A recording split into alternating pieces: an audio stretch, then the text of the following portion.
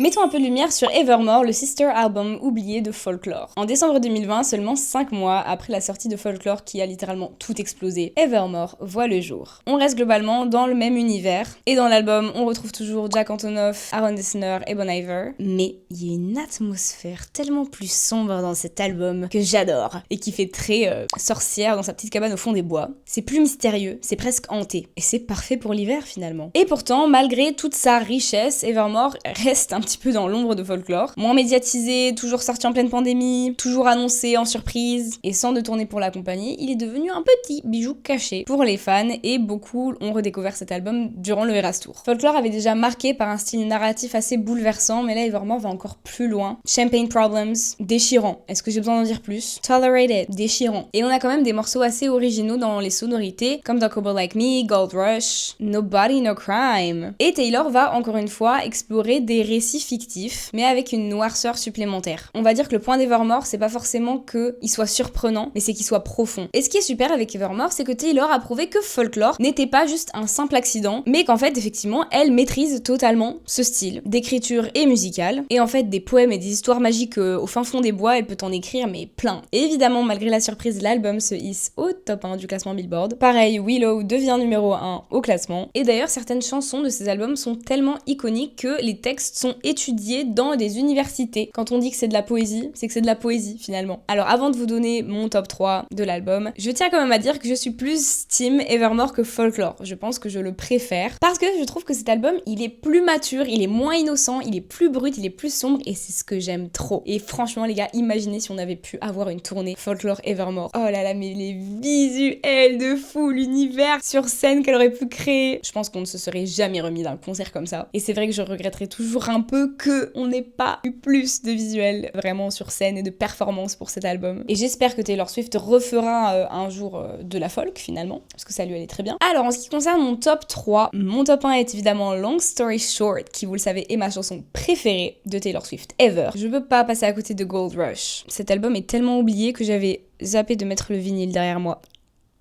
Désolée. Tis the Dame Season, Happiness, Right Where You Left Me. Je pense que je vous ai cité mes drag faves. Et pour le coup, j'ai aucun skip. Là, qu'on soit bien d'accord, je n'ai aucun skip, je ne vais en citer aucun. Ce sera le seul album comme ça. J'ai pas de skip, je ne skip rien. J'aime tout. J'aime tout. N'hésitez pas à me laisser votre avis sur cet album. Et on se retrouve bientôt pour parler de la masterpiece qu'est Midnight. Bisous!